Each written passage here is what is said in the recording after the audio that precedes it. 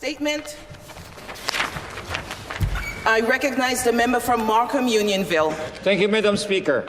Each year, as the Christmas season approaches, my team and I continue a long-standing tradition of ours in Markham Unionville, hosting our annual Christmas meet and greet booth at Marville Mall. Speaker, while shoppers are hustling and bustling looking for the ideal gifts for their loved ones, my booth invites them to pause and take a moment for themselves. Connecting with residents and sharing in the festival spirit of the coming holidays during one of the busiest and most joyful shopping seasons is always very rewarding.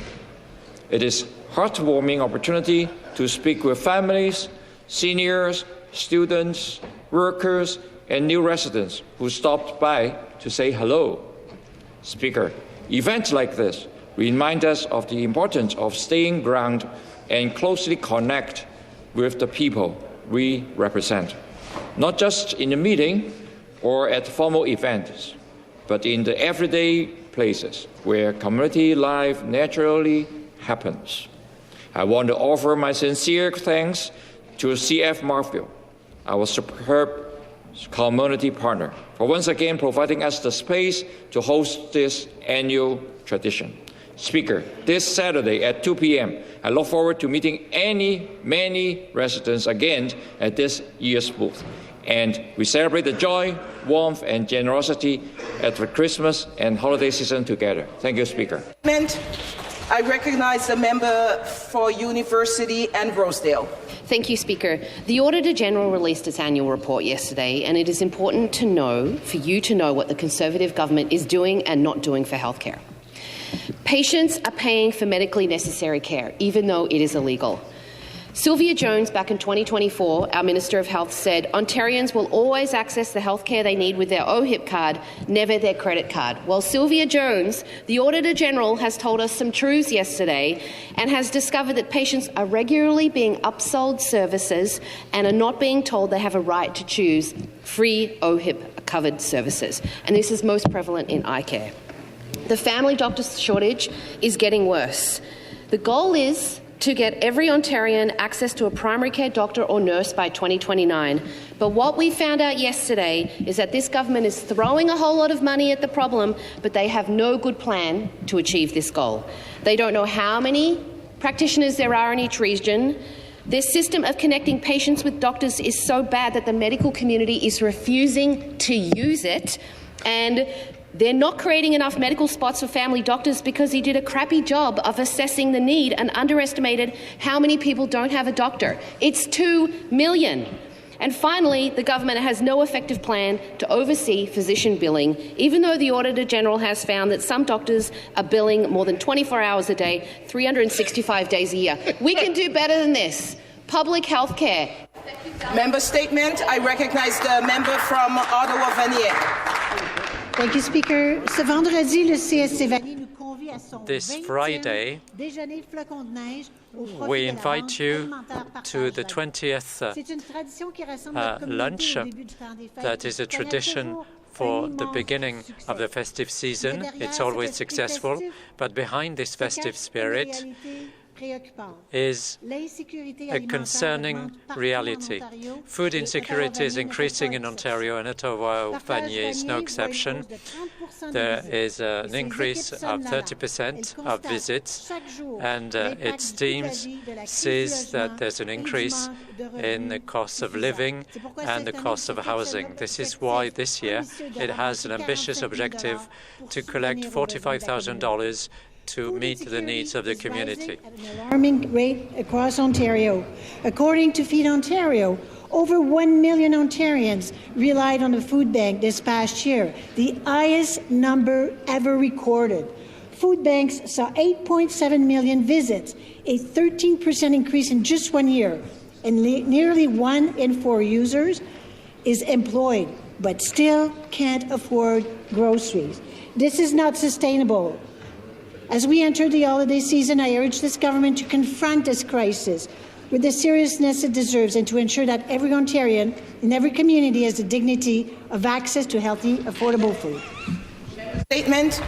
I recognize the member from Lana Frontenac Kingston. Thank you, Speaker. I want to talk about some success stories in Lanark, Frontenac, Kingston. The Associate Minister of Small Business travelled to my riding over the summer, and we visited the Small Business Advisory Centre in Smiths Falls, which runs programs funded by this government, including Summer Company and Starter Company Plus. Renelle LaRocque is the owner of Queen Bee in Perth. Hats and fascinators, handmade by Renelle, have been worn at the Queen's Birthday Garden Party in London, in UK, the Royal Ascot, the Kentucky Derby, and countless Canadian and international military ceremonial events around the world. And Montague Township fudge maker Gillian Manton registered with the Starter Company Plus program in June 2024. Taking part in the program was a process she found helpful in building a strong foundation for her business. Moose Munchies Canada Company began to grow, and Gillian is now selling her fudge in a large selection of retail locations across Canada, including over 30 in Ontario. And thank you, Minister. Thank you, Speaker. Member statement. I recognize the member from Toronto, Danforth. Thank you, Speaker. Speaker, as we all know, this is the time of year when people are getting ready for the holidays. And it's a time of the year when people also feel the crunch. I've been going door to door in my riding, talking to people, to tenants, to homeowners, and people feel squeezed, consistently feel squeezed, from tenants who say to me that 1 or 2 more rent increases, they won't be able to live in their home because they won't also be able to buy food. Talking to people who are paying now for what's called remote care monitoring, because of a cut on the part of the government. That remote care monitoring allowed seniors to live independent lives. People getting sticker shock at the grocery store, at the checkout, or increasingly seeing onerous heating bills. At Pape and Cosburn, Bethany Baptist Church runs a food bank. The lineups are getting longer, and the pastor tells me he's seeing more and more new faces. This government has abandoned people or actively made life more difficult through cuts or a failure to prevent rent or food gouging. People are suffering. They're not going to forget. The government needs to change course and protect them. Thank you. Member statement. Member statement. Member statement. I recognize the member from Sonia Lambton. Thank you, Madam Speaker. It's a pleasure to be here and speak to you this morning. In my riding of Sonia Lambton, I was able to announce $7,939,000 for my 6 rural communities. Rural Ontario is the backbone of Ontario's economy, and this fall we have continued our work to protect rural Ontario under the leadership of my minister. This fall, we have continued to protect rural Ontario. Just last month, the Ministry of Rural Affairs teamed up with the Ministry of Finance to announce that the Ontario Municipal Partnership Fund is investing $600 million for 338 rural municipalities across this great province. This is an increase of over $100 million over the past 2 years. It was wonderful to see all of the positive media coverage of the additional Ontario Municipal Partnership Fund across the province as well.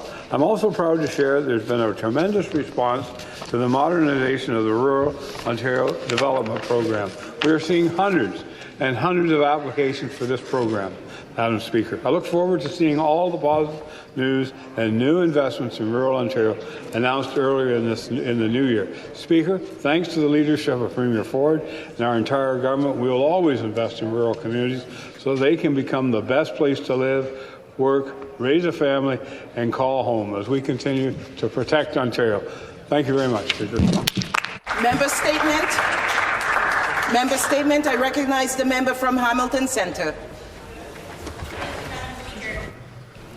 You know, just this past week, we heard from Hamilton hospitals that they were having to cut jobs because of the budget cuts imposed by the Conservative government.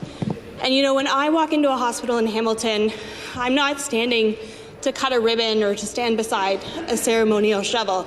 I'm there to work, to go in and stand shoulder to shoulder with other doctors and nurses doing the everyday work of holding up our healthcare system despite being failed by this government again and again.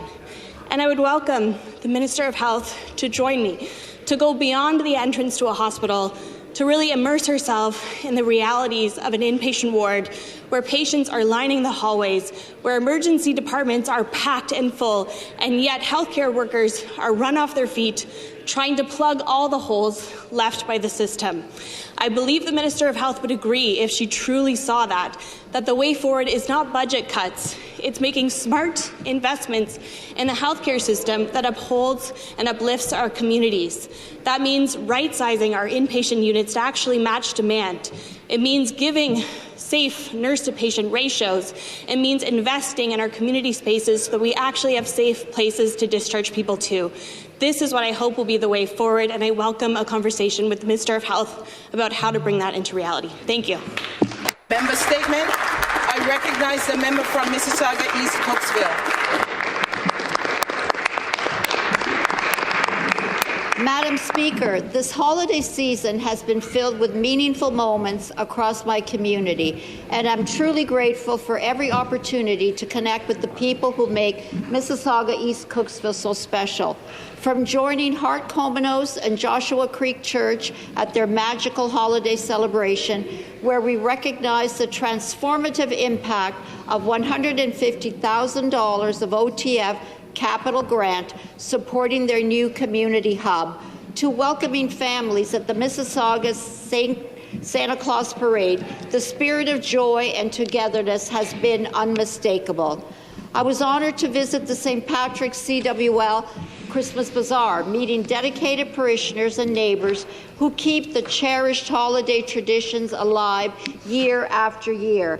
I also had the pleasure of celebrating with the Canadian Christian Association, a vibrant group that continues to uplift so many, particularly in the Pakistani Canadian Christian community. I joined the Christmas Gala hosted by the Equestrian Order of the Holy Sepulchre of Jerusalem, an evening that showcased the remarkable support for families and ministries in the Holy Land. And as we continue through this festive season, I wish everyone a Merry Christmas, a joyful, healthy, and hope-filled New Year. May the season bring light, warmth. Statement. I recognize the member from Lambton, Kent, Middlesex. Thank you, Madam Speaker. I rise today to share a great development for families across my riding of Lambton, Kent, Middlesex. Earlier this year, the Middlesex Hospital Alliance welcomed our community's very first MRI machine to Strathroy Middlesex General Hospital.